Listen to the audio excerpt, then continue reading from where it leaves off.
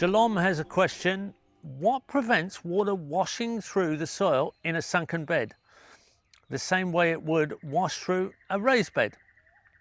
Why does a raised bed with a sunken top perform differently than a sunken bed?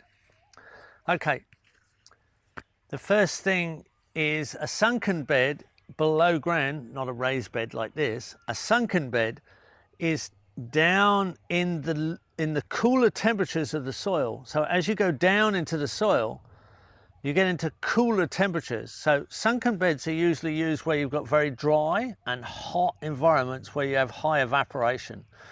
So when you go down below the ground, you're getting into cooler soil temperatures and less evaporation. And there's no water runs off a sunken bed. It only soaks in. That's the intention. It soaks in away from evaporation with no loss, no shedding of water. So that's the idea. And that's how it actually works. Where a raised bed like this actually sheds surplus water, because this is a humid landscape where we have surplus rainfall. We have a lot more rainfall than evaporation most of the year. And you have a problem with waterlogging. Now, a raised bed won't easily waterlog because it does intentionally shed surplus water. Next part of your question, why does a raised bed with a sunken top work differently? Well, you do that, you shape a garden with a raised bed and a sunken top if the soils have already been salted.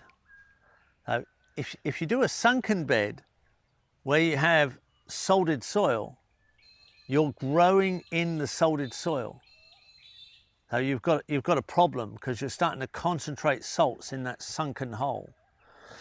Where if you have a sunken top to a raised bed, you're capturing the water at the top in the sunken top of the raised bed. You're not wasting much water.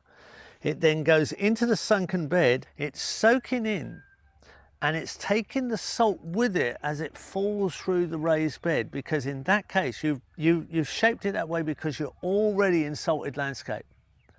You've got the sunken garden, but it's on the top of a raised bed. You're not wasting much water because you can't in those landscapes, but it's taking the salt down through the sunken bed. It's not as good as a sunken bed without being on top of a raised mound, but that can only be used when it isn't, when you haven't already salted the landscape.